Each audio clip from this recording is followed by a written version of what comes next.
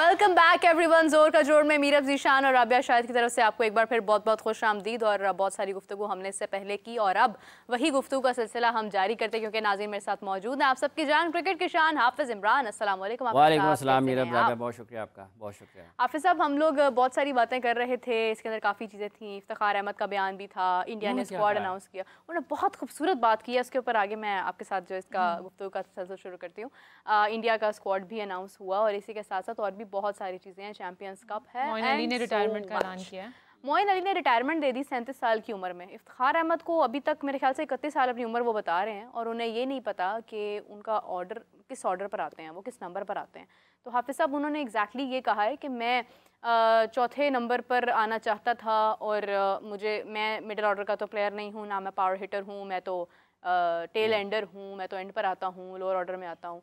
हाफिज़ साहब, 31 साल उम्र हो गई है, इतना वक्त क्रिकेट को दिया है, बकौल उनके 31 के वो हुए हैं, तो अभी तक उन्हें यही नहीं मालूम हुआ। इसके साथ एक और चीज़ ऐड करना चाहूँगी हाफिज़ साहब, जब मोइन अली जैसे इतने बेहतरीन खिलाड़ी हैं, उन्होंने रिटायरमेंट का ऐलान कर दिया, तो इफ्तिखार अहमद साहब को क्यों नहीं पता चल रहा कि जब उनसे नहीं परफॉर्म हो रहा है तो उनको भी सोचना चाहिए थोड़ा। ये देखिए, इसको कहते हैं कि एक कदम आगे जाना और दो कदम पीछे आ जाना। ये एन उसी जगह पर है कि एक शख्स, जैसा कि आपने बताया कि 37 साल की उम्र में उन्होंने क्रिकेट खेल ली, रिटायरमेंट भी हो गई और इसमें उनके पास विक्ट्रीज भी हैं। हाँ। वो ऐसा नहीं है कि वो किसी हल्की टीम के या कमज़ोर टीम के या किसी नाकाम टीम के रुकन रहे हैं। मोइन अली, सबसे पहले तो उनको उनके आने वाले जो दिन हैं क्रिकेट से हट के उनकी ज़िंदगी के लिए, मोइन अली और के लिए कि वो उनकी नेक ख्वाहिशात हैं उनके लिए। और अगर कोई 37 साल की उम्र में रिटायर हो जाता है तो ठीक है, उसका अपना है कि वो समझता है कि काफ़ी क्रिकेट खेल रही है। लेकिन वहीं पर अगर आप फुटबॉल में देखते हैं तो 39 साल के क्रिस्टियानो रोनाल्डो भी हैं।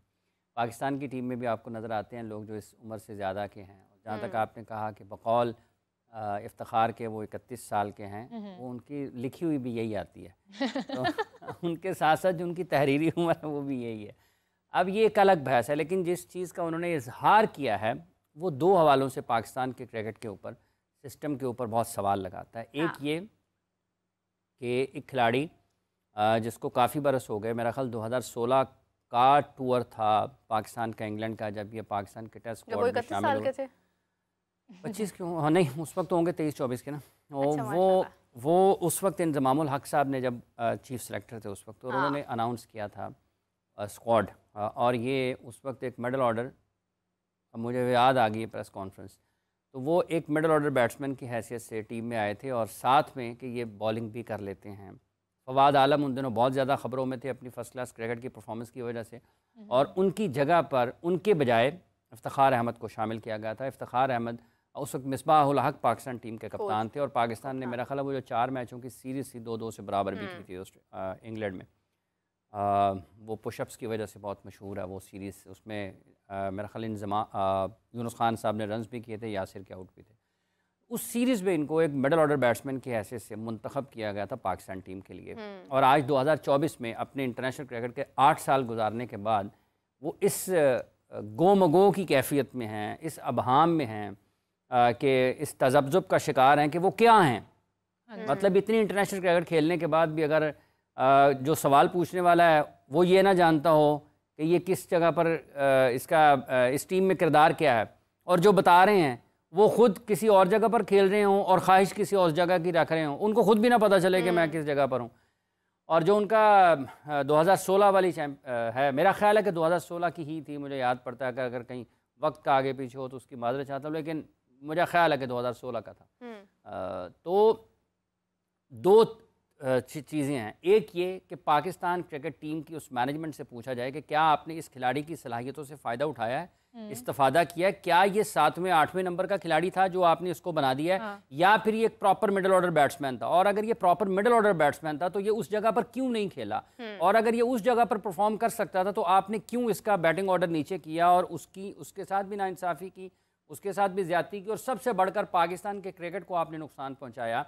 क्योंकि 2017 से लेकर आज तक 2024 में पाकिस्तान वाइट बॉल क्रिकेट में अपने मिडल ऑर्डर बैटर्स को ढूंढ रहा है। इस दौरान आपने फ़खर जमान, शान मसूद, आसिफ अली, दानिश अजीज़, खुशदिल शाह, हैदर अली, इफ्तिखार अहमद, ठीक है, और अगर कोई रह जाए तो उसके लिए मैं माजरत चाहूँगा। इन सब को और इसके अलावा और भी लोगों को, आज़म खान आपने बैसियत मेडल ऑर्डर बैटर जो आजमाया, हाँ। लेकिन आप कुछ कर नहीं पाए हैं, ठीक है, तो आपने उसकी जगह पर इनको नीचे 7वें 8वें पर, अब एक जगह पर वो 7वें पर बैटिंग करने के लिए आते हैं, इस पर बाद में आते हैं। लेकिन जो मैनेजेरियल साइड है, जो फैसले करने का इख्तियार जिन लोगों के पास है, उनसे पूछा जाए आपने पाकिस्तान के बासलाहियत क्रिकेटर के साथ क्या किया, ये हो गया है उस चीज़। और फिर आप रोते हैं कि हमें मिल नहीं रहा, हमें मिल नहीं रहा, हमें मिल नहीं रहा। जो है उसको आप खेलने नहीं देते हैं। तो अगर वो उसमें कोई कमी है तो उसको दूर करना किसका काम है? ये जो कोचेज़ की फौज जफर मौज होती है, जिसको सामने बिठाकर ये समझा जाता है कि शायद ये सारे का सारा मंजरनामा पाकिस्तान के क्रिकेट का ठीक कर देंगे, तो उनसे ये सवाल है ना कि ये क्या किया आपने इसके साथ। अब आ जाती है उनकी अपनी जगह पर।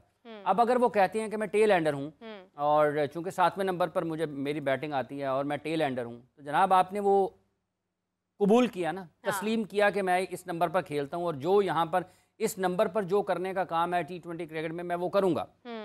आप यहाँ तो ना टेल है ना एंड। हाँ, एंड तो है, टेल भी है एंड हो नहीं रहा है ना। अब देखें, जो उन्होंने कहा कि मैं टेल एंडर हूँ, तो सवाल ये पैदा होता है कि फिर तो आपके बारे में जो शोहरत है इफ्ती मैनिया, तो आप तो खुद भी बड़े उस पर खुश होते हैं। आप तो 6 छक्के लगा लें तो इफ्ती मैनिया हो गया। अब किसी जगह पे ही नहीं है। अब उन 6 छक्कों का क्या फायदा है? उसके बाद की क्या परफॉर्मेंस है? वो भी नुमाइशी मैच है, उसका कोई नेशनल इंटरनेशनल लेवल पर कोई उसका ताल्लुक नहीं। 3-3 रन्स भी मिला लेना हर इनिंग्स के। देखें तो उस 6 छक्कों को एक तरफ रख दें, और जो पाकिस्तान का इंडिया के खिलाफ मैच था वर्ल्ड कप का, जब इनके पास बॉल आया, जब इन्होंने जसप्रीत बुमराह को फुल टॉस पे भी ये छक्का नहीं लगा पाए, तो लोग सवाल उठाएंगे ना कि जिस जगह पर आप खेल रहे हैं वहां पर क्या आप जस्टिफाई करते हैं? और अगर आप उस जगह पर वो डिलीवर नहीं कर सकते हैं, तो आपके पास ये ऑप्शन तो है कि आप कहें कि मेरा ये नंबर नहीं है, आप मेरे से पहले शादाब को, नवाज को, मतलब आजम को, इमाद को कैसे भेज सकते हैं? इमाद को भी मिडल ऑर्डर में इस्तेमाल किया पाकिस्तान ने, ये भी एक और नाम उसमें शामिल कर लें। तो अगर आपने 8, 9, 10 खिलाड़ियों को मुख्तलिफ वक्तों में इस्तेमाल किया और वो आपसे ऊपर बैटिंग करते रहे, तो आप भी तो खड़े हो जाए ना किसी जगह पर कि मेरे साथ क्या है जी। हाँ, मैंने लोगों को क्या जवाब देना कि मैं क्या खेल रहा हूँ। सुपर ओवर में क्या कर लिया आपने? ठीक है, नहीं उस वहाँ पर जो इंडिया के खिलाफ USA के खिलाफ था वर्ल्ड कप में, तो ये तो आपने इसकी तस्दीक आपने करनी है, इसका जवाब आपने देना है। ये जवाब नहीं है कि मैं टेल अंडर हूँ, मैं मिडल ऑर्डर में नहीं हूँ, मैं निचले नंबरों पर बैटिंग करता हूँ। आप उस काम के लिए मुंतखब होते हैं और आप आकर वो काम करने की कोशिश करते हैं और आपसे नहीं हुआ। अगर आपसे नहीं हुआ तो आप तस्लीम करें, क्योंकि हमें तो यही सुनने को मिलता है ना पाकिस्तान की टीम से, जब कैप्टन आता है, जब कोई और लोग टीम के साथ बारे में बात करने के लिए आते हैं, तो वो यही कहते हैं हम एज टीम हारते हैं, हम एज टीम फतेयाब होते हैं। तो ये तो एज टीम हारने वाली बात नहीं है। हाँ। ये तो कहता है, ये बात तो ये बताती है कि भाई वो हारे हैं, मेरे से क्यों पूछ रहे हैं? मुझे तो जो कहा जाता है मैं करने के लिए कोशिश करता हूँ, होता है नहीं होता ये एक अलग बात है। एक पंजाबी की मिसाल है ना, इनो मीनो मुझे भी गिनो। हाँ, मिनो मिनो मिनो मिनो क्या था? डिम डुम डुम डम डका, वो क्या था? वो नहीं मुझे पता। लेकिन ये है कि मतलब एक तरफ अपने मसाइल चल रहे हैं, इधर इफ्ती मैनिया अलग चल रहा है। ये जो पहलू है उनकी कारकर्दगी के एतबार से, ये सवाल या हाँ चिंग टपा डम, ठीक है। तो ये वो बंदा पूछता रहे है कि ये चिंग टपा डम डम की, ओके जी, इफ्तिखार दा बैटिंग ऑर्डर है ना, उन्हें पता लगे। तो ये पता नहीं चलता आपका। अब आ जाती है एक और इसके ऊपर दलील। देखें, नंबर 7 पर पाकिस्तान के लिए टेस्ट क्रिकेट में इन दिनों मेरा ख्याल है सलमान अली आगा खेल रहे हैं। फिर सलमान अली आगा क्या है? ये मैं तो टेल अंडर हूँ, 6 या 7 पर खेल रहे हैं ना मेरा ख्याल है। अभी स्कोर कार्ड निकाल के देख लेते हैं कि एग्जैक्टली उन्होंने किस नंबर पर बैटिंग की थी पाकिस्तान की तरफ से, ये जो टेस्ट मैचेस पाकिस्तान ने अगेंस्ट बांग्लादेश खेले हैं।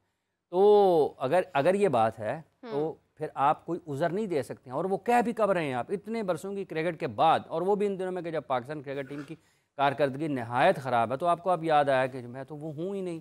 मतलब ये तो वो है ना कि हमने ऑनलाइन ऑर्डर कुछ किया, कुछ किया। तो सवाल ये हुआ कि ना होगा भाई मैं तो मिडल ऑर्डर नहीं हूँ, मैं तो टेल एंडर हूँ, मैं तो लोअर ऑर्डर। उन्होंने कहा जी मैं ऑलराउंडर भी नहीं हूँ, मैं टेल एंडर हूँ। मतलब ये कुछ ये एहसास होना उन्हें खुद जरूरी है। सिलेक्शन कमेटी का कसूर है, एडमिनिस्ट्रेशन का कसूर है, एक कसूर उनका है, एक कसूर उनका है। लेकिन ये अब ये सवाल ये पैदा होता है कि जो सिलेक्शन कमेटियाँ इस अरसे में रहीं, जो टीम मैनेजमेंट इस अरसे में रही, जो कप्तान इस अरसे में रहे, उन सबसे पूछा जाए कि इसका क्या किरदार था इफ्तिखार अहमद का। अच्छा, इसको एक चीज़ से लिंक करना चाहूँगी। यासिर अराफत ने अभी उन्होंने रिसेंट स्टेटमेंट दिया है कि पीसीबी एक सर्कस है और उसमें सारे जोकर्स काम कर रहे हैं। देखिए वो पाकिस्तान के लिए उन्होंने बड़ी अच्छी क्रिकेट खेली है। दुनिया भर में लीग क्रिकेट खेलने का भी तजर्बा रखते हैं, दोनों इंग्लैंड में कोचिंग भी कर रहे हैं। पाकिस्तान टीम के साथ भी कुछ मखसूस वक्त के लिए आए जब मोहम्मद हफीज़ डायरेक्टर थे पाकिस्तान क्रिकेट टीम के। उसके बाद उन्होंने जब अपने ख़यालात का इजहार किया है तो वो तो बड़े संजीदा किस्म के सवालात उन्होंने, एतराज़ात भी उठाए हैं, सवालात भी उठाए हैं पाकिस्तान टीम के खिलाड़ियों के हवाले से कि ये ऑस्ट्रेलिया में टेस्ट सीरीज़ खेलते हुए भी पाकिस्तान टीम के खिलाड़ियों को लीग क्रिकेट की पड़ी होती थी। मतलब एक तरफ आपके अगर सामने टेस्ट मैच चल रहा है या आप ऑस्ट्रेलिया के ख़िलाफ़ टेस्ट मैच की तैयारी कर रहे हैं और आपका ध्यान, आपकी तवज्जो वो लीग क्रिकेट की तरफ है, वो तो बड़े संजीदा किस्म के सवालात उन्होंने उठाए हैं। और अब इस मामले में जब ये जो उन्होंने पाकिस्तान क्रिकेट बोर्ड के ऑफिशियल्स के बारे में ये बात की है तो आप देखें कि खिलाड़ियों के साथ उन्होंने काम किया, उनके बारे में उनके ख़यालात ये हैं। और कुछ वक्त उन्होंने गुजारा पाकिस्तान टीम के हाई परफॉर्मेंस कोच की हैसियत से, तो जो उन्होंने बराह रास्त डील किया होगा बोर्ड ऑफिशियल्स के साथ वो भी कोई ना कोई तजर्बा होगा। लेकिन चूँकि बचपन से लेके आज तक और अब तक वो पाकिस्तान के क्रिकेट के मुख्तलिफ अदवार देख चुके हैं ना, और इस वक्त भी वो देख रहे हैं कि फ़ैसले कैसे हो रहे हैं। तो इसलिए जो लफ्ज़ उन्होंने इस्तेमाल किया है ये तो पाकिस्तान क्रिकेट बोर्ड का क्रिकेट का मजाक दुनिया भर में बना कि एक सीरीज़ में कोई और कोच है, अगली सीरीज़ में कोई और है, एक सीरीज़ में कप्तान कोई और है, अगली सीरीज़ में कप्तान कोई और है। तो लोग ये फिर अपने ख़यालात का इजहार करते हैं इस अंदाज़ में। और वो दिल बर्दाश्ता होकर हाफिज़ साहब जो है ना वो ये अल्फाज तकलीफ होती है ना आपको जब आप, और वो इंग्लैंड में रहते हैं, इंग्लैंड में होते हैं और वहाँ पर कोचिंग करते हैं। मेरा ख्याल उन्होंने पिछले दिनों कुछ चंद माह गुजरे हैं, 5 6 7 8 माह, कि उन्होंने लेवल 4 किया है मेरा ख्याल इंग्लैंड से, वो लेवल 4 कोचिंग कोर्स उन्होंने मुकम्मल किया है। तो अगर कोई खिलाड़ी पाकिस्तान से खेला है, दुनिया भर में लीग क्रिकेट खेलने का तजुर्बा रखता है, वो एक प्रोसेस के ज़रिए कोचिंग कर रहा है, तो फिर आप ये कहते हैं जी हमने जैसन को लाना है। जैसन साहब टेस्ट मैच मेरा ख्याल अब ख़त्म होने में अभी बांग्लादेश की टीम बांग्लादेश ना पहुंची हो, लेकिन जैसन ऑस्ट्रेलिया पहुंच गए थे। वो तेज रफ्तार है आपकी, शोएब अख्तर से भी ज़्यादा, ठीक है। तो आपको किस चीज़ की ज़रूरत है? अगर आप ये चाहते हैं कि लोग आपके बारे में अच्छी बात करें तो फिर आपको टेल एंडर या ऑलराउंडर की बहस से निकलकर आपको स्पेशलिस्ट की जो एक जिम्मेदारी हैं उसकी तरफ जाना पड़ेगा। और लोगों, ये तो उन्होंने कह दिया ना पाकिस्तानी है, तो उन्होंने ज़रा लफ्ज़ और इस्तेमाल कर लिए।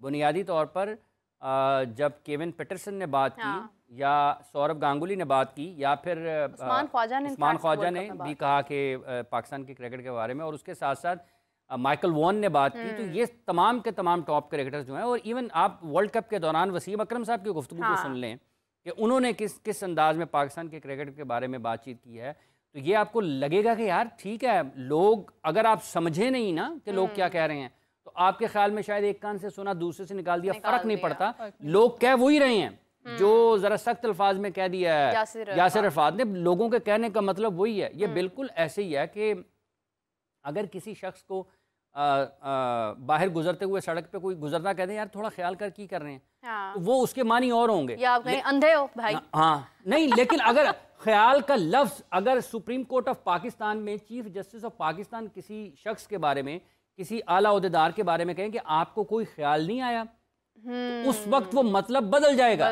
तो जब आपके टॉप क्रिकेटर्स दुनिया भर के अगर आपके बारे में ऐसी बात कर रहे होंगे तो आपको समझना चाहिए कि बहुत ही संजीदा किस्म का मामला है, हालात बहुत ख़राब है। लेकिन शायद इतनी बातें पाकिस्तान क्रिकेट बोर्ड के टॉप ऑफिशियल्स के बारे में होती हैं, उनको फ़र्क नहीं पड़ता। अब तो ये एहसास लोगों को होना शुरू हो गया होगा कि शायद उनको फ़र्क नहीं पड़ता, क्योंकि अभी चंद हफ्ते पहले पाकिस्तान क्रिकेट बोर्ड ने लाहौर में मीटिंग की जिसमें उन्होंने लगभग 25 क्रिकेटर्स को बुलाया, उनकी बातें सुनी, उनसे मशवरे लिए, हाँ ये भी कहा बहुत अच्छा है, आपकी तजवीज़ बहुत अच्छी है, बहुत अच्छा कह रहे हैं। लेकिन जब काम शुरू हुआ है तो वो वैसे ही हुआ जैसे पहले तय किया हुआ था, और जिन लोगों ने फैसले करने थे उन्होंने वही काम किया जो कि बिल्कुल उन साबिक क्रिकेटर्स की तजावीज़ के बरक्स था। तो इसका मतलब यह है कि आपको इससे फ़र्क नहीं पड़ता कि आप क्या किसी से मशवरा कर रहे हैं, क्या कोई आपके बारे में बात कर रहा है, कोई क्या तजावीज़ आपके सामने रख रहा है, आपने करना वही है जो आपके दिमाग में है और जो आपने किया हुआ। हालांकि वो मुकम्मल तौर पर एक तबाही का खाका है, और ये जो तबाही आज हम देख रहे हैं ये इन्हीं लोगों की वजह से है जिनके बारे में यासिर अरफात ने कहा है कि ये लग रहा है कि शायद कोई ऐसा यहाँ पर तमाशा हो रहा है। हाँ, ठीक है, जहाँ पर कोई भी चीज़, सर्कस में भी यही होता है ना, हकीकत तो होती नहीं है, वो लोग अपने फ़न का मुजाहरा कर रहे होते हैं और लोगों को कहीं ना कहीं थोड़ा बहुत ऐसा कहा जा सकता है ना कि मासूम लोगों के उनको अंदाज़ा नहीं होता कि असल में है क्या, तो ये भी वही कर रहे हैं, रियलिटी का यानी मालूम सुनो सबकी करो अपनी। हाफिज़ साहब ये कोचिंग की बात जैसे आपने की हाफिज साहब, दानिश कनेरिया ने भी बड़े अपने रिमार्क्स दिए हैं। उन्होंने कहा है कि गौतम गंभीर जैसा कोच जो है वो पाकिस्तान को चाहिए और कैप्टेंसी के अंदर ये जो रद्द बदल है उसकी वजह से भी नुकसान पहुंच रहा है, कैप्टेंसी में तसलसल होना चाहिए। उनका कहना है कि कोई सख्त कोच होना चाहिए। हमारे अपने पाकिस्तान में से कौन लगता है आपको कि मतलब गौतम गंभीर ने देखे ना, आपने उसने स्क्वाड अनाउंस किया, क्या जबरदस्त स्क्वाड। देखिए बात ये है कि ये एक सिर्फ ना तो कप्तान का मामला है, ना सिर्फ एक कोच का मामला है। जहाँ तक ताल्लुक़ इस चीज़ का है कि पाकिस्तान के क्रिकेट को ठीक कैसे करना है, और अब जिस जगह पर पाकिस्तान इस वक्त खड़ा है उसमें सिर्फ कोच और कप्तान का अच्छे कोच और अच्छे कप्तान की तकर्री तैनाती एक और मौजू है। हाँ। पाकिस्तान क्रिकेट के निज़ाम को, जो कि आपको बतदरीज और मरहलावार टैलेंट और परफॉर्मर्स जो हैं, बेहतर वो खिलाड़ी जो आपके हाईएस्ट लेवल के ऊपर परफॉर्मेंसेस दे सकें, उनकी जो साइकिल है वो एक और पहलू है। तो पाकिस्तान का अब मसला सिर्फ कप्तान और कोच रहा नहीं है, अब इससे चीज़ें आगे बढ़ गई हुई हैं, क्योंकि एक ऐसा मुल्क जिसके हनीफ फ़ज़ल महमूद मरहूम और ख़ान मोहम्मद से शुरू होता है 50 की दहाई में, और ये 2024 तक, अब 22 तक आप कह लें, क्योंकि गुज़िश्ता 2 बरसों में पाकिस्तान की कारकर्दगी वो नहीं रही, तो वहाँ तक पाकिस्तान को फ़ास्ट बॉलर्स के हवाले से कभी मसाइल नहीं रहे, और पाकिस्तान की पहचान रही इमरान खान, सरफराज नवाज़, ठीक है जी, शुएब अख्तर, वसीम अकरम, वक़ार यूनुस, ख़ान मोहम्मद, ठीक है, मुख्तलिफ़ वक्तों में मुख्तलिफ़ फ़ास्ट बॉलर्स पाकिस्तान को मिलते रहे, ठीक है, लेकिन कभी ये नहीं हुआ कि पूरी दुनिया में पाकिस्तान की जो फास्ट बॉलिंग है उसके ऊपर सवाल हो जाए। अब तो लोग हैरान हो रहे हैं, यार ये हो क्या गया है। हाँ। अगर किसी की कान पर जूं नहीं रेंगी ना, कोई हिला नहीं अपनी जगह, टस से मस नहीं हुआ, तो वो वही लोग नहीं हुए जिनके बारे में यासिर अरफात ने कहा है। वो वही लोग हैं जिनके बारे में हम गुज़िश्ता कई महीनों से, हफ्तों से, लोग बरसों से बात कर रहे हैं कि यार ये क्या हो रहा है, ये क्या।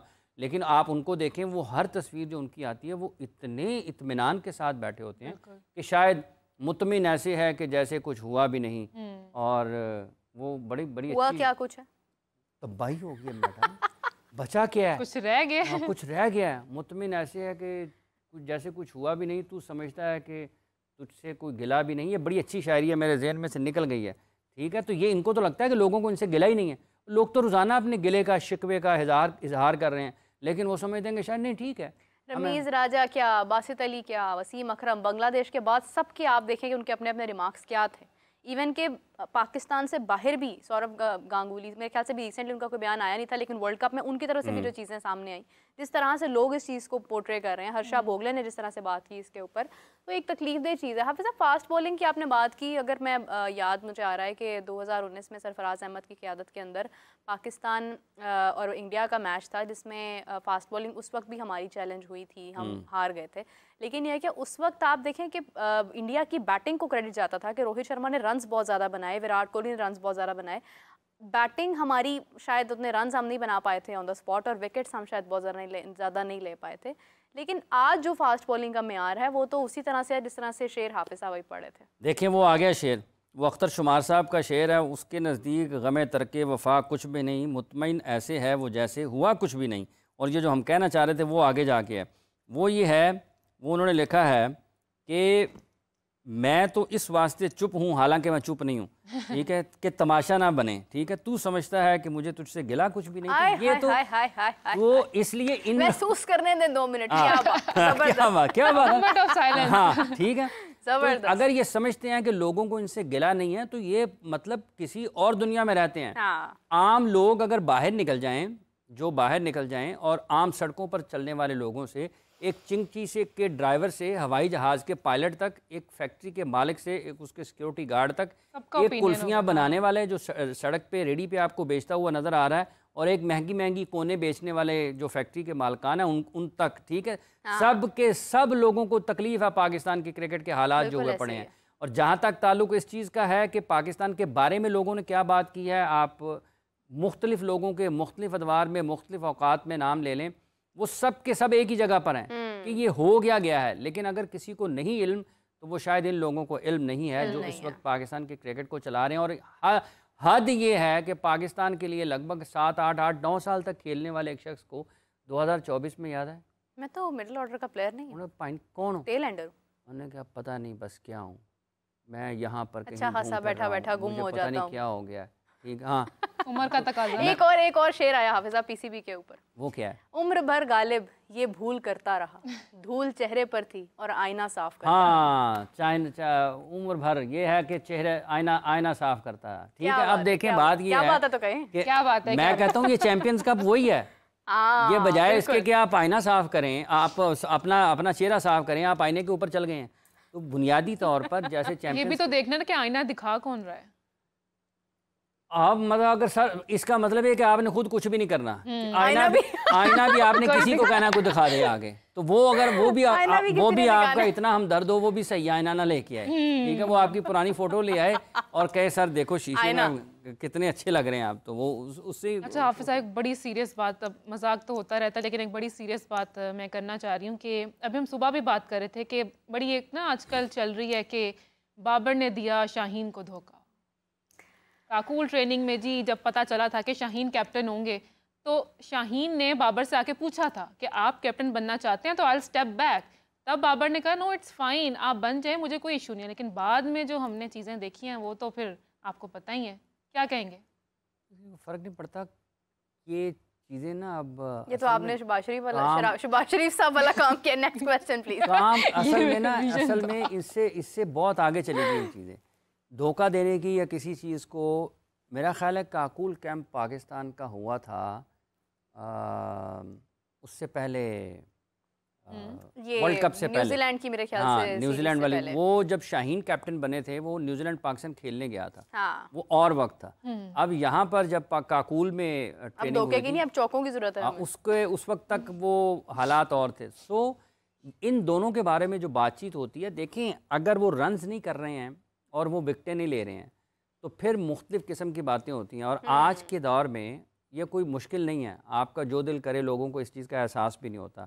शाहीन ने कहा है, नहीं कहा, बाबर ने कहा है, नहीं कहा, लोग उस बारे में गुफ्तगू करते रहते हैं। लेकिन जहाँ तक ताल्लुक़ पाकिस्तान टीम की कारकर्दगी का है ना, जिसका काम रन्स करना है, अगर वो रन्स नहीं करेगा तो लोग उसके बारे में बात करेंगे। अगर वो विकटें, जिसका काम विकटें लेना है, अगर वो विकटें नहीं लेंगे तो लोग उनके बारे में, उसकी कारकर्दगी पर गुफ्तगू करेंगे। पाकिस्तान के अपने अपने शोबों में, अपने बैटिंग में वो लीड करते थे, बॉलिंग में वो पाकिस्तान की पेस बैटरी के लीडर समझे जाते थे। तो दोनों की ज़ाती कारकर्दगी भी ख़राब है।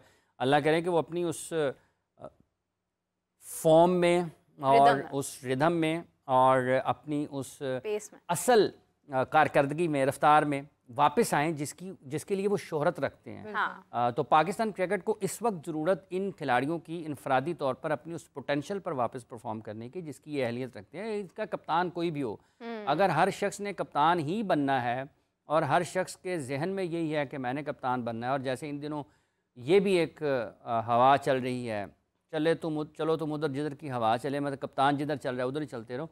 रिजवान को कप्तान दोबारा बनाने के बारे में सोचा जा रहा है या बातचीत हो रही है, पाकिस्तान क्रिकेट बोर्ड कर सकता है। तो इससे क्या फ़र्क पड़ेगा? अभी जब ऐसे कमेटियाँ नहीं निकलती हैं तो पर्चियाँ डाल लें कोई कि किसको कप्तान होना चाहिए। वैसे भी हम इसी तरह से कप्तान बनाते हैं। देखें, बात यह है कि ये गैर संजीदगी भी कहा जा सकता है इसे। हाँ। और आप इसको ये भी कह सकते हैं कि आप, अफसोस की बात है कि तजर्बाकार हर वो चीज़ जो है, हर वो चीज़, वो मतलब आप यहाँ पर मौजूद हैं, कोई बंदा एक इदारे को चला रहा है, उसका काम यह है कि उसने सामने बैठे हुए लोगों से उसकी सलाहियतों का अंदाज़ा करना है, जायज़ा लेना है, और फिर उसके मुताबिक उन्होंने उससे काम लेना है। और अगर आपने 15 लोग सामने बैठे हैं और 15 को आपने एक एक करके सबको मौका देना है, तो फिर आप वहाँ पे क्या करने बैठे हैं? बिल्कुल ऐसे ही है। 15 में से आपने बेस्ट जो है उसको मुंतखब करना है, जो सबसे अच्छा है आपने उसको मुंतखब करना है, और फिर आपने उसको जिम्मेदारी देनी है। लेकिन उसके लिए आपका उससे अच्छा होना ज़रूरी है ना। अगर आप नहीं सोच पाएंगे बेहतर अंदाज में, तो फिर आपके लिए मुश्किलात होंगी ना। बेहतर आपकी फैसला साजी की कुव्वत,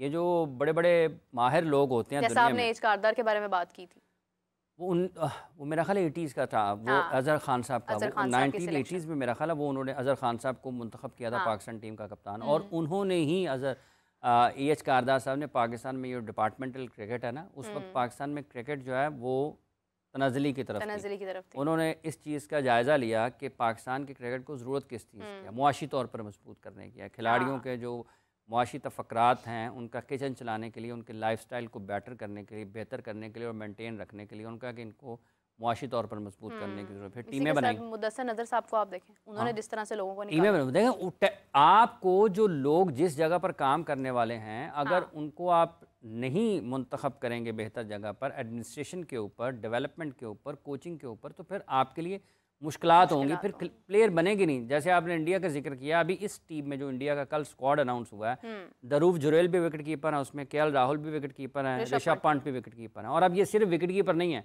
इन तीनों को आपके ये सिर्फ पूरे के पूरे बैटर भी हैं। हाँ। बैसियत बैट्समैन भी वो उतनी अच्छे हैं जितने के बैसियत विकेट कीपर हैं। उनको ये इशू नहीं होगा कि यार ये विकेट कीपर है तो बैटिंग अच्छी नहीं कर सकता, ये अगर बैटर अच्छा है तो उसके विकेट कीपिंग में इशूज़ हैं। तीनों के तीनों परफॉर्मर्स हैं, परफॉर्मर्स हैं। केएल राहुल ने मुख्तलिफ फॉर्मेट्स में, मुख्तलिफ मकामात पर, मुख्तलिफ मैचेस के ऊपर इंडिया के लिए मैच विनिंग परफॉर्मेंसेज दी हुई हैं।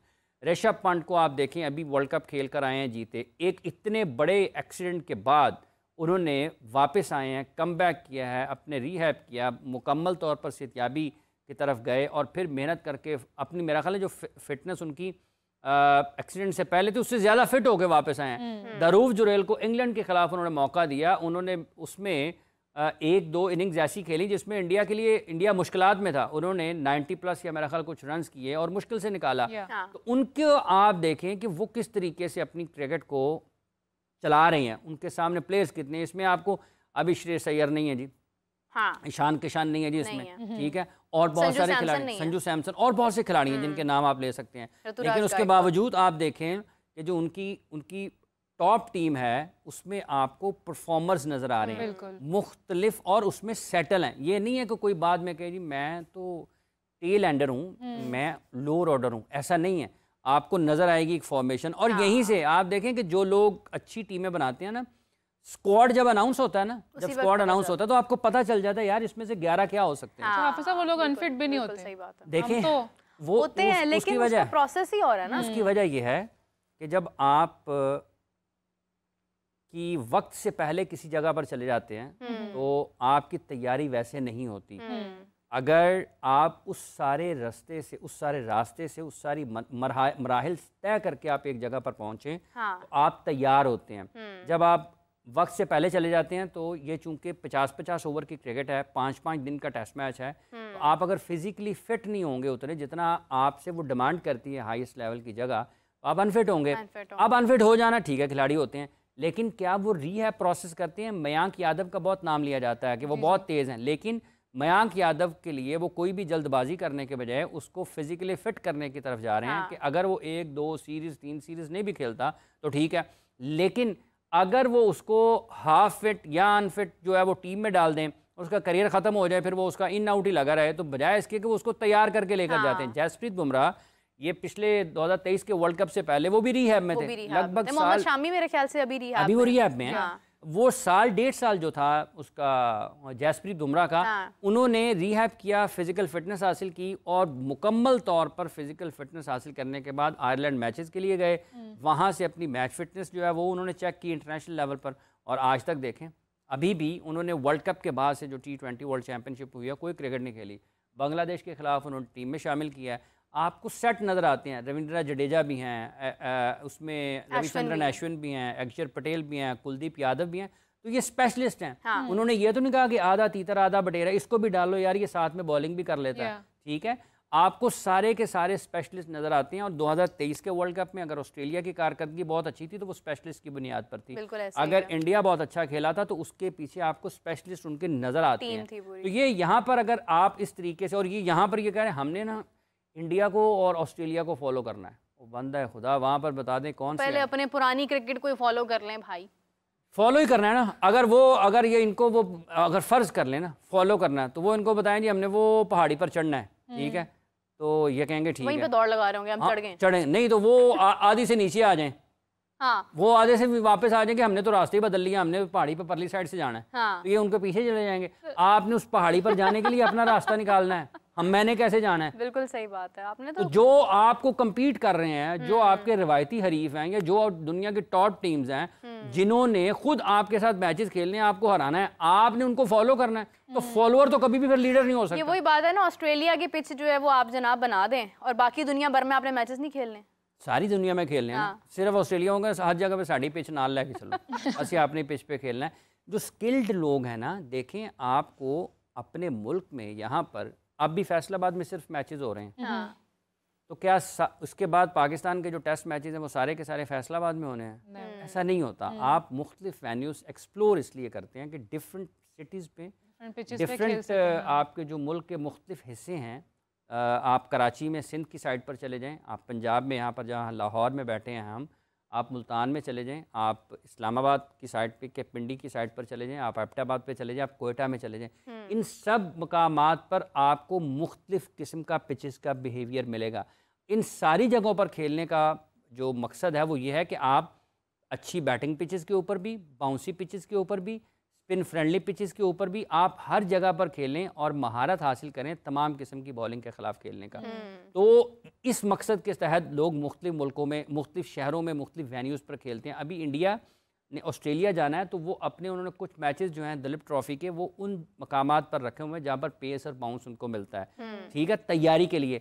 तो हम पहले सारी की सारी क्रिकेट कराची में करा देते थे, अब हमने चैम्पियंस कप, और ये जो कहते हैं चैम्पियंस कप ये कर देगा, वो कर देगा। एक सवाल का जवाब उनसे लें कि जनाब क्या एक शहर में एक वेन्यू पर कोई भी टूर्नामेंट कराने का कोई मकसद आप बता दें कि क्या है और इसकी क्या वजह है? दुनिया क्यों करती है? इंग्लैंड क्यों, ऑस्ट्रेलिया को बता देना आप, क्या ऑस्ट्रेलिया ऐसे करता है? क्या इंडिया ऐसे करता है? क्यों डिफरेंट वेन्यूज़ को एक्सप्लोर करते हैं लोग? क्यों उनके ऊपर खेलते हैं? तो ये तो कह रहे हैं कि चैंपियंस कप ने बहुत कुछ करना है। PSL लेवल की हाइप बनाई जा रही है ना चैंपियंस। अब देखिए ना उनका जो PSL लेवल, मतलब ये खुद वो लोग हैं पाकिस्तान में कि अपनी बनाते हैं एक चीज़ फिर उसको तबाह करते हैं। PSL बन गई है ना, वो एक ब्रांड है ना, उसके साथ मिलती जुलती चीज़ें कराने की क्या तकलीफ है? ज़रूरत क्या है? मतलब एक ब्रांड बन गया, बजाय आपके उसकी आप जो है ना चीज़ें उसके मायार को, उसका जो आपने एक अपने जगह पर तयन किया चीज़ों का, आप एक सतह पर उसको लेकर जाते हैं। आप उसको सबसे बड़ा टूर्नामेंट पाकिस्तान का रखना चाहते हो, आप उस तरह की क्यों बनाना चाहते हैं?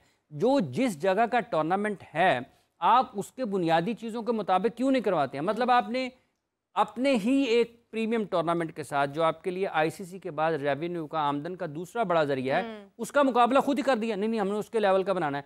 तो आपकी मार्केट तो आपकी मार्केट तो देखे ना, वही स्पॉन्सर्स जो हैं वो उधर भी जाएंगे, वो इधर क्या होगा? मतलब हमने वो रंग बिरंगी लिबास बना देने हैं, 4-5 मुख्तलिफ लोगों में बना देने, ठीक है, लोगों की क्या दिलकशी रहेगी? वो कहेंगे फैसलाबाद वाले यार हमने इनको देखा हुआ, PSL में देखने की क्या जरूरत है, ये वही हैं, तो क्या है उसमें, क्या बचेगा बाकी? डिफरेंट है। हाँ। या तो हो ना कि मतलब I am sorry that I am saying that, लेकिन या तो हो कि भाई हर फॉर्मेट में नंबर 1 परफॉर्मेंस है आपकी, कि T20 में ऐसी मार धाड़ परफॉर्मेंस है, ODI में आपकी विनिंग परफॉर्मेंस है, तो लोग एक्साइटमेंट भी मतलब शो करेंगे। भाई क्या ये ODI में तो अभी इन्होंने कर दिया, T20 में तो उन्होंने ये कर देना है, वो कर देना है, कुछ है भी नहीं, मतलब क्या इंटरेस्ट का एक फैक्टर है जगह। लेकिन ये है कि अभी कल काफ़ी ज़्यादा क्राउड हमें नज़र भी आया, बाबर आजम के बहुत नारे लगे वहाँ। जब आप छोटे शहरों में जाएंगे ना निस्बतन, जहाँ पर कम क्रिकेट होती है, क्राउड ने आना ही आना है। इसकी बुनियादी वजह ये, पाकिस्तान में किसी भी जगह पर तफरी के मौके नहीं है लोगों के लिए। आप सियालकोट में करवाएं इससे भी ज़्यादा आ जाएंगे, आप शेखुपुरा में करवाएं इससे भी ज़्यादा लोग आ जाएंगे, मुल्तान में भी इनफैक्ट मेरे ख्याल से मुल्तान में भी आते हैं लोग। तो हर वो शहर जहाँ पर क्रिकेट स्टेडियम मौजूद है और वहाँ पर क्रिकेट नहीं हुई है, लोगों ने तो आना ही आना है। लोगों का आना इस बात की ज़मानत नहीं है कि टूर्नामेंट ठीक है, लोगों के आने की वजूहत और भी हैं, ठीक है। इसलिए अगर आपने क्वालिटी क्रिकेट करानी है, उसका तरीका का और है, ठीक है। अब अगर 3 साल से वहाँ पर क्रिकेट नहीं हुई है, या वहाँ पर मैचेस ही फैसलाबाद के स्टेडियम में नहीं हुए, वहाँ पर खेल के टेप बॉल सत्यानाश कर दिया ग्राउंड का, ठीक है। और चलें इसको रहने दें, वो अगर तो लोग तो आएंगे ना। अगर उनके शहर में बाबर आजम पहली मरतबा आ रहे हैं, शाहीन आ रहे हैं, हारिस आ रहे हैं, वो बच्चे को देखा आपने, वो जंगला फलांग के अंदर आ गया और हारिस ने उसको किस तरीके से, सिक्योरिटी वाला उसके पीछे भागा, हारिस ने उसको बचा के वापस, उसको पता था कि काबू आ गया तो दोबारा जिंदगी के ग्राउंड नहीं बढ़ेगा। तो वो हारिस को क्रेडिट, हारिस रऊफ ने उनको क्रेडिट है। और दूसरी तरफ बाबर ने जिस तरह से हाथ झटका है अपने फैन का, वो भी वीडियो शायद आपकी नजर से गुजरी होगी। डिपेंड करता है, देखिए फैंस ही बनाते हैं। मेरा ये ख्याल है कि अगर आप इसको किसी और पहलू से देखें ना, तो ये जो फैन इंगेजमेंट है ना, इस किस्म की वीडियो से इन दिनों पाकिस्तान के क्रिकेट को थोड़ा सा दूर रखने की ज़रूरत है। इसकी वजह यह है कि आप इन वीडियोस के बजाय परफॉर्मेंस के ज़रिए लोगों को अट्रैक्ट करें, लोग आपकी तरफ खींचते चले जाएं। अगर आप परफॉर्म अच्छा कर रहे हैं ना, इसका एक और पहलू भी, अगर आप परफॉर्म अच्छा कर रहे हैं तो लोग, किसी को बताने की ज़रूरत नहीं पड़ेगी, लोग खुद ही आ जाएंगे। और अगर यहाँ पर ये जिस तरीके से इन दिनों 4-5 दिन का कैंप वहाँ पर लगेगा और लोगों को दिखाया जा रहा है, फैंस आ रहे हैं, ये आ रहे हैं, वो आ रहे हैं, और अगर आपकी परफॉर्मेंसेस ठीक नहीं होंगी इस टूर्नामेंट में और इसके बाद इंटरनेशनल लेवल पर, तो लोग आपको ज़्यादा आपके बारे में गुस्से का इजहार करते हैं। तो आप क्यों मतलब ऐसे दरवाजे खोलते हैं जहाँ से आपके ऊपर तनकीद हो, लोग आपसे नाराज़ हों? तो देखना ये है इस चीज़ को, इस एक फ़ैन इंगेजमेंट, ये असल एक ख़राबी पाकिस्तान के क्रिकेट में 4-5 बरस में गुज़िश्ता ये है कि लोगों को गैर ज़रूरी तौर पर एक जो है ना मुस्कुराता हुआ चेहरा बनाकर दिखाया गया है पाकिस्तान के खिलाड़ियों का। उससे आपकी क्रिकेट की क्वालिटी को कोई फ़र्क नहीं पड़ा, ठीक है। हाँ, ये ज़रूर हुआ है कि आपके ऊपर तनकीद ज़्यादा हुई, क्योंकि जब आप हारते हैं तो लोग कहते हैं यार की जा रहे हो, बस करो। ये इधर देखो जी, अब जो आपने जिक्र किया बाबर आजम की वीडियो का, ठीक है, अगर पाकिस्तान की टीम की कारकर्दगी खराब रहेगी, वो उत्थे बह गए बाबा जी तो साडा मोढे तो हथ लाओगे तो एनजी होएगा ना फिर। वो फैसलाबाद है, फैसलाबाद खेल रहे हैं, फैसलाबाद ने भाई मोढे तो इंज हथ लाया जिवें शहद लग्या उधर, तो मैं वो लाई जाना। वो दूसरा वो नाल फैसलाबाद ना देखो यार इंज मैं तो मक्खी उड़ा रहा, मैं तो हथ रख ही नहीं चला। वो लोग फिर उसमें फैसलाबाद के लोग होंगे तो वो तो फिर आप उसको डिफरेंट, हाँ वो तो ट्रीट जरा और तरीके से करेंगे ना। ये तो आपको आने वाले दिनों में हो सकता है एक बहुत मशहूर जुमला बन जाए इसका, लोग मुहावरतन इसको इस्तेमाल करें। देखो जी बाबा जी साडा मोढे तो हथ लाया ना, तो फिर हुन जा बाबर दा हाल वेख्या सी ना। हां देखिए एंज ही है हमें उस तो पहले। अच्छा आप सब लास्टली जाते जाते बाबर आजम का जिक्र हो रहा है तो एक बात कहना चाहूँगी कि बासित अली हमेशा कंट्रोवर्शियल स्टेटमेंट्स देते रहते हैं। अभी उन्होंने हालिया कहा है कि बाबर की एज और परफॉर्मेंस को देखते हुए शायद उन्हें अब शादी कर लेनी चाहिए, शायद उनका क्रिकेटिंग करियर थोड़ा स्टेबलाइज हो जाए। क्या कहते हैं, क्या ये वजह है वो कॉन्सेंट्रेट नहीं कर पा रहे? देखिए बासित भाई जो हैं वो, लेकिन उन्होंने जो सबसे अच्छी बात की थी ना, जो लोगों को लगा, मतलब लोग समझते हैं कि शायद कंट्रोवर्शियल है, हाँ। लेकिन उसकी क्रिकेट की समझबूझ कुछ और होती है। जैसे उन्होंने 3 छक्कों वाली बात की थी ना, तो वो 3 छक्कों वाली बात बुनियादी तौर पर अब वो चैलेंज था बहुत बड़ा। उन्होंने कहा जी मैं अपना यूट्यूब बंद कर दूंगा, ठीक है, अगर ये 3 छक्के मारना, ठीक है। तो एक्सपीरियंस भी था हाफिज साहब। वो उसकी वजह ये थी कि जब आपने अच्छी टीम के खिलाफ 3 छक्के लगाने हैं स्क्रीन की तरफ, तो वो उन्होंने उनकी बैटिंग को देखने के बाद ये कि यार ये इसको मुश्किल है। अब उसका दूसरा पहलू क्या है, अगर बाबर ये तहैया कर लें यार मैंने ये शॉट खेलने हैं, तो अगर वो 3 छक्के लगाने शुरू कर देंगे तो फ़ायदा किसका है? पाकिस्तान का फ़ायदा, पाकिस्तान का फ़ायदा। तो वो शॉट्स बुनियादी तौर पर उन्होंने उन शॉट्स को निकालने और उन शॉट्स में महारत के लिए कहा कि यार ये सामने शॉट्स खेलने चाहिए। आपके स्कोरिंग एरिया चैलेंजेस आपके लिए विनिंग आपको कामयाबी की तरफ लेके जाते हैं ना। अगर आपके स्कोरिंग जोन जो है, शॉट्स जो है वो बढ़ जाते हैं तो उसका फायदा किसको है? तो पाकिस्तान को फायदा है। वो जहाँ तक ताल्लुक इस चीज़ का है कि उनको शादी कर लेनी चाहिए, तो जो और शादियां करके बैठे हुए उनकी भी परफॉर्मेंस नीचे है ना, उनको कहें फिर दूसरी कर लो। चले इसके ऊपर भी बातचीत वैसे एक और है कि जो उनकी शादी का मामला है वो उससे पूछ भी लें, वो करना चाहते हैं या नजर में है कुछ, या हो सकता है कि शायद अभी मतलब चले। खैर इसके ऊपर बातचीत का बाद में बताता हूं ना असल आगे मामला बढ़ाते हैं। हाफिज साहब आपका बहुत शुक्रिया, थैंक यू सो मच। बहुत एक्साइटमेंट वाला टॉपिक एक स्टार्ट हो गया और हमें शो एंड करना है क्योंकि हमें इसके ऊपर बाद में बात करनी है आपके साथ। हम इस टॉपिक को कल दोबारा से शुरू करेंगे। तो राबिया और मुझे और हाफिज साहब को इजाज़त दीजिए, आपसे कल मुलाकात होती है। अल्लाह हाफिज़।